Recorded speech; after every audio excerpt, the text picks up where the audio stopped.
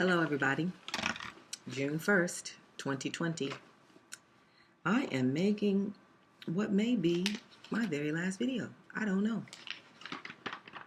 Because they will purge YouTube and nothing of any value will be on it. So anyway, dream today. Very important. I wanted to share it right away. If you call on the Lord, you'll get an answer. If you pray, He will answer you. He's there. We are in times of great iniquity, great deception, great wickedness, and I want you to know the grace of God is even greater, and it's even greater in this time because of the great disaster that we are in here in the end of the world. So I was seeking the Lord, and I just wanted to get my bearings. I wanted to know where we were, how things are, and this is what I dreamed. Okay, we were in a big building. They announced that they needed to take all of our physical cards to stop the spread of you know what.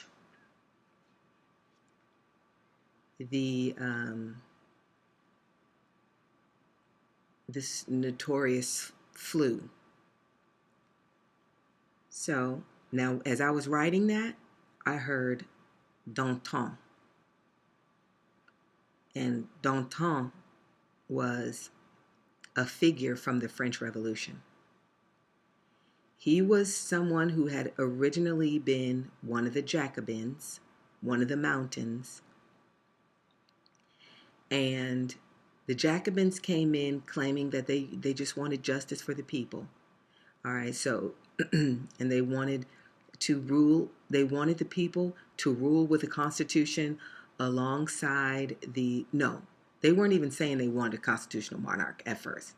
They just, want the king, they want to be able to participate in the political process with the king, or they want the king to hear them and address their grievances. And then, because that was radical, then, a constitution. We want a constitutional monarch. We want representatives of the people to rule alongside the monarch. Even more shocking, which they weren't admitting in the beginning. And then they're calling for the abolition of the monarchy altogether. Now, this is all like moving that line in the sand, constantly moving that line in the sand. Oh, we're not doing that. Oh, we don't want that. We don't want that. Vaccines are voluntary, and then all of a sudden they're not, and they never were. They never were going to be. It's just moving this way. So anyway, that's the same thing the Jacobins were doing. They were radical from the beginning. They wanted what they wanted from the very beginning. They had an agenda from the very beginning to do exactly what they did, which was to completely overthrow the government, create chaos in France, and pave the way for the dictator Napoleon. The Freemasonic dictator Napoleon, which the Jacobins were a Freemasonic plot and plant from the beginning, inserting themselves into French society as though they were a grassroots revolution that was representing the true discontent and will of the people, when in fact they were stirring up the discontent and they were manipulating the will of the people through very organized layers of propaganda. Okay, so Danton was one of the Mountains, which he thought he was one of the radical Jacobins, but he wasn't. Not realizing, just like these secret societies, not realizing these people were in the Masons and these fraternities and sororities, not realizing that there are secret levels within the organizations that they are in, and those things are not revealed to them until it's too late. So that's what happened with Danton. He went along with a lot of the terror, the French terror and the beheadings. And then after a while, when he thought what their goals were accomplished, which was to create a constitution and a republic instead of a monarchy. He wanted to go on and say, okay, well, we have our constitution, we have our republic. Now let's go about the business of governing, not realizing that the true agenda of the Jacobeans had not been accomplished yet, which was they needed to kill the king.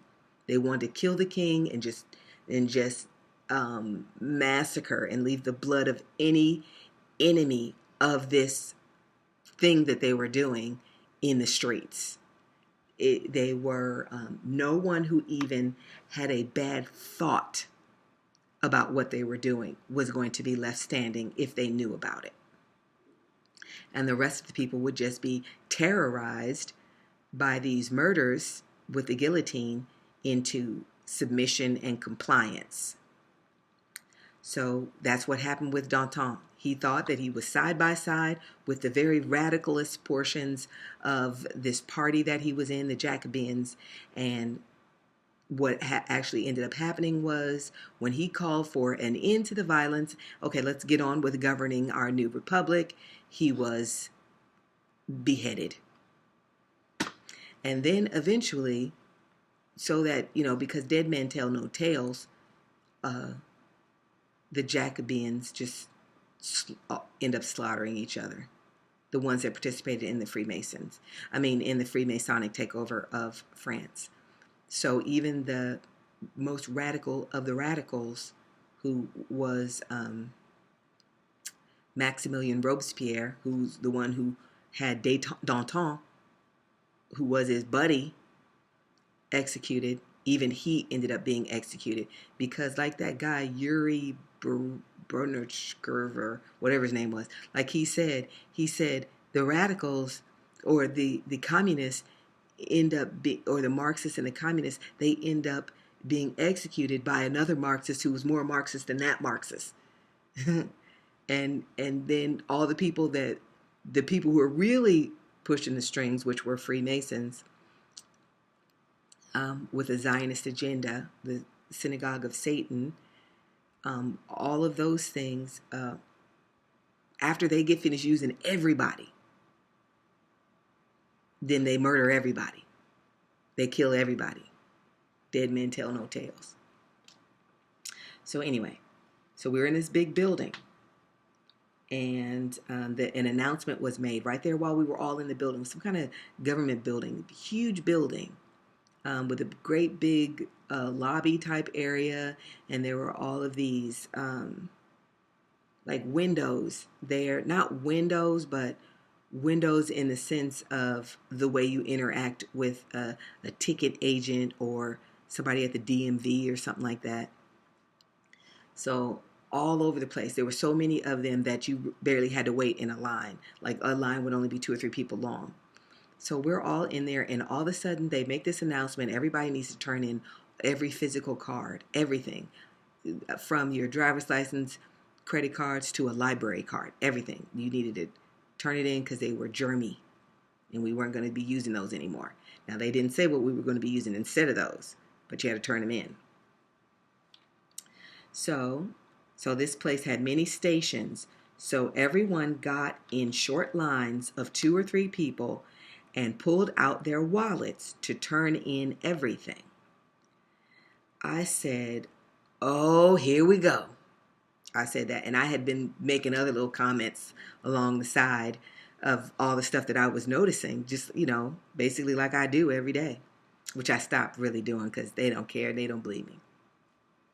So anyway, so there was a little worm of a man standing next to one of the doors, because there were many doors as well. Doors side by side leading out to the entrance. It was just the design of this building. It was designed it kind of looked like a spaceship. Just like one of those modern buildings, and it would remind you of a certain version of a spaceship. Anyway, so he's standing by the door, and I noticed that he had something up to his mouth, like a walkie-talkie or a phone or something, and he's like repeating everything I said, like, okay, we have somebody who's saying blah, blah, blah. She's saying, we have a complainer or whatever. And he repeated everything I just said. So he was a spy in the crowd. That was what his job was. He stood by the door, kind of looking like a bouncer, but more like a snitch, because a bouncer is big, and he was, like I said, he was like this little worm. And I heard him mumbling into the walkie-talkie, repeating what I had said. He was off to the side by the door, blending into everything, but watching everyone. But no one noticed him.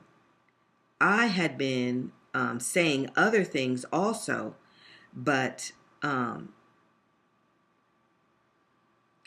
been saying other things also about obviously fake, about how obviously fake all of this was. It was all fake. So he reported all that I said. He was like, and I happened to notice him over there repeating everything I said. So I noticed him, but I did not react. I pulled out my wallet eagerly and was going through it, trying to figure out, how do I only give them junk cards and keep my driver's license at least, or anything else that I could keep. So while I was still waiting behind my mother in the line, like she lined up right away and, to give away all her stuff. So I was standing behind her. She was oblivious too. Two men came upon me, blocking me in because we were right by the doors. Like I said, there were doors all over the place, all over the front of this building was just doors side by side, glass doors to go out of. So they were blocking me. And one said that he was a doctor. Either he said it or I knew it. He was like a psychiatrist. And he asked me, how are you feeling? Like they were trying to say that I was crazy or I needed to be hauled off to get some help. So he asked me, how are you feeling? But they were threatening at the same time, because I could see through them, because I could just see that he was not there to check and see how I was doing. He was there. They wanted to grab me, one on each side, and drag me off. So they were big and tall, and they were wanting to grab me. They said that I needed to come with them. I knew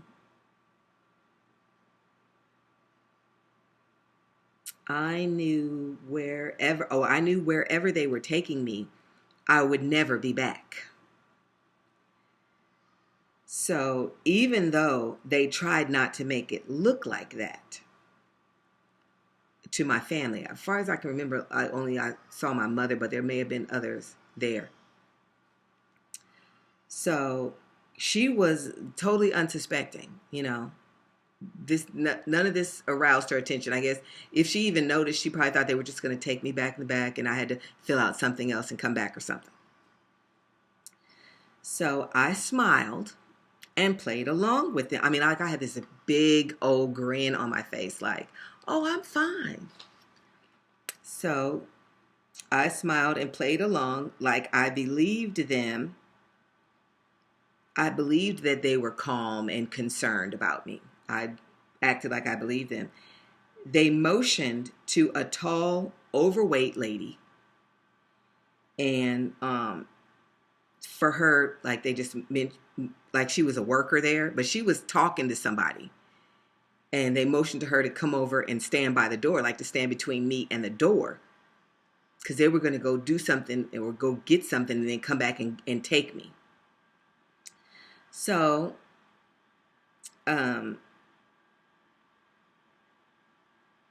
this woman, I described her, I hate to use this word, but she was like what that guy Yuri described in The Subversion of a Nation as a useful idiot, like a person who does not know the big plan, but because they wholeheartedly believe the storyline and they're enthusiastic about it, they'll do whatever they're told to do. But, they really don't know what's going on. So like I said, she was already chattering with somebody, not taking her job seriously because she didn't really realize how serious things were. She thought this was just about the flu and turning in our cards over concern for everybody. So she came over and stood between me and the door. And I could tell by how frivolous and unthinking she was that I'd be able to get past her.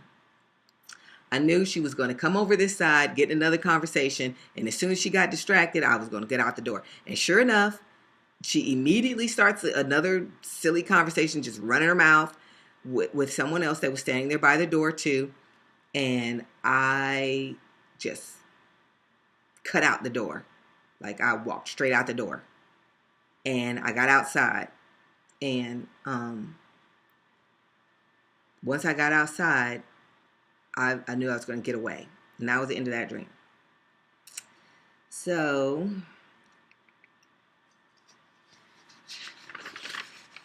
let me see if I wrote anything else. Oh, I put the building was shaped like a quasi, like sort of like a spaceship. And so inside the building, it was like a curve. The front of the building was a big curve. And then there were like these little posts on the outside holding up an awning type thing over it, but it was building. And like I said, it was all lined with doors. It was just somehow it looked like it was designed to be reminiscent of a spaceship, but it was an older building. By older, I mean like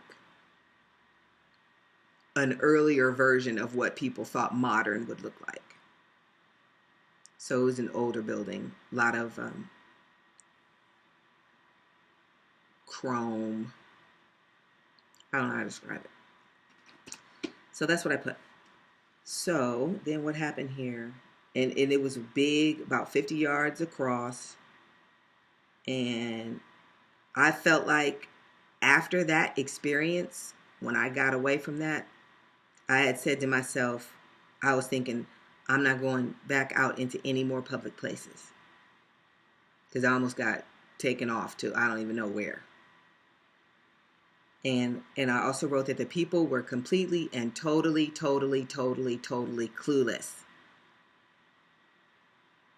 Things are about to change even more because they're going somewhere with all of this. They're not going to just hold us in a perpetual state of lockdown. Oh, and the other thing, in case I don't get to make another video, a couple weeks ago, I heard oxygen levels, okay, and COVID-19.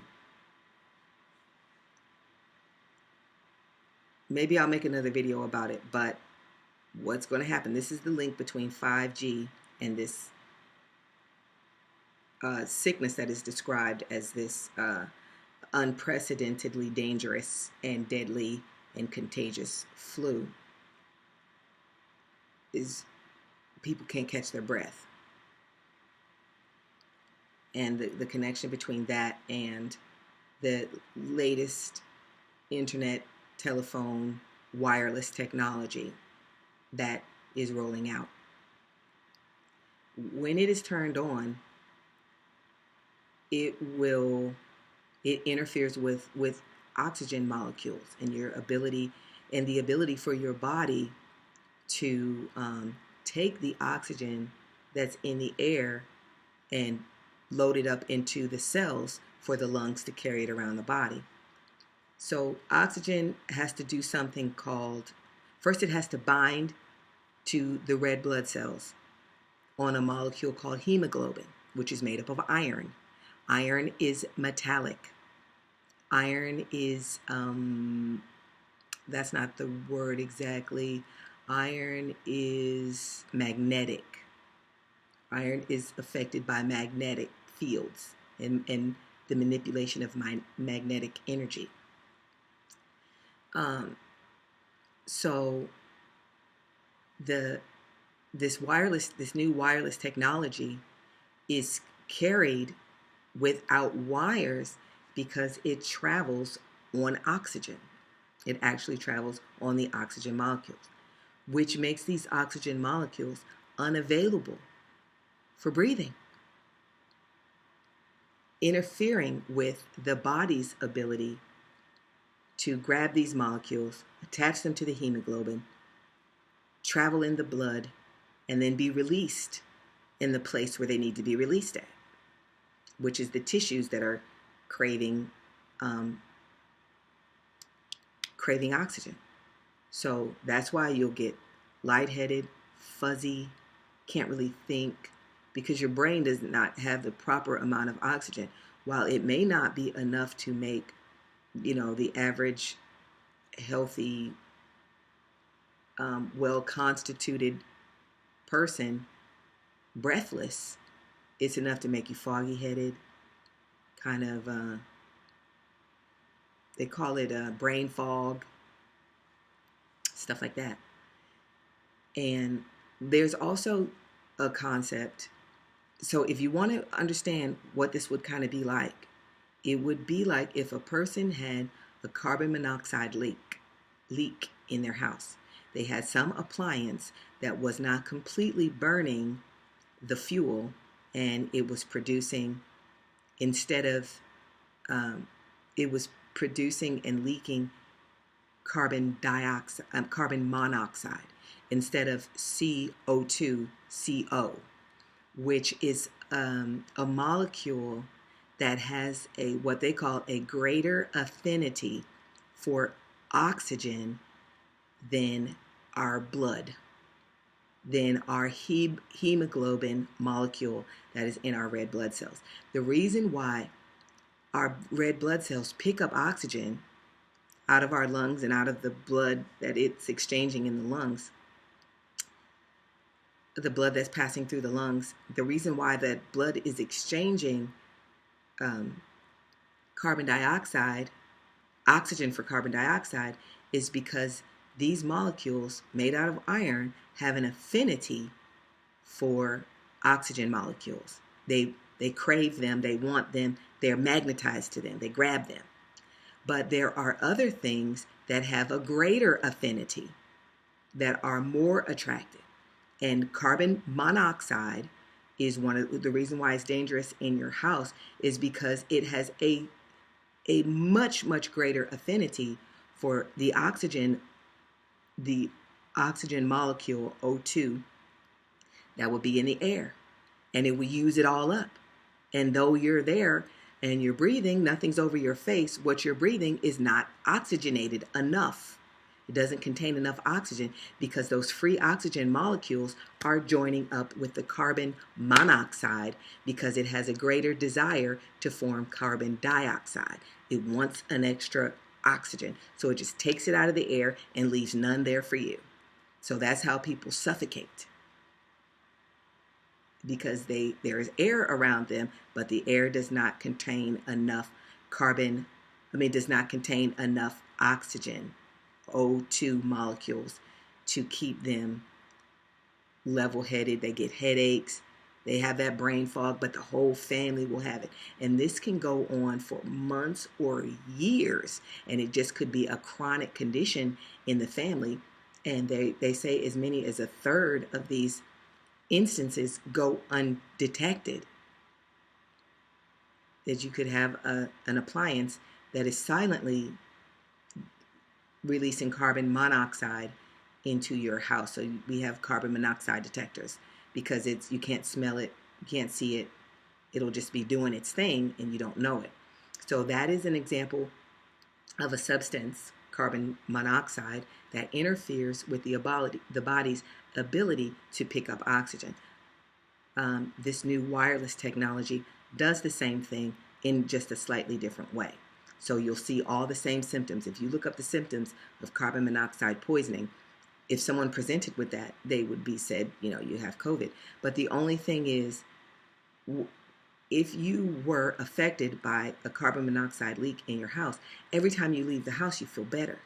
Every single time you leave the house, it resolves because you're breathing air that contains a high enough percentage of free oxygen that you can breathe it, and so it can go on for a long time without people noticing or knowing exactly why they're having these symptoms. So when they're going to turn the new wireless technology on, you're going to have a rash of these people who can't catch their breath. Another example of oxygen's affinity for our blood cells is when a woman is pregnant. You know how you can get easily out of breath when you're pregnant. And the reason is not just because your baby is, taking up room in your abdominal cavity, making it a little harder for you to take a big full breath, but the other thing is that an unborn baby has hemoglobin in their bloodstream as well. They have red blood cells and they have hemoglobin in those red blood cells. The body prioritizes that baby so that fetal hemoglobin has a greater affinity for oxygen than maternal hemoglobin. The blood cells of the mother will not cling as tightly to the oxygen when the fetus needs it.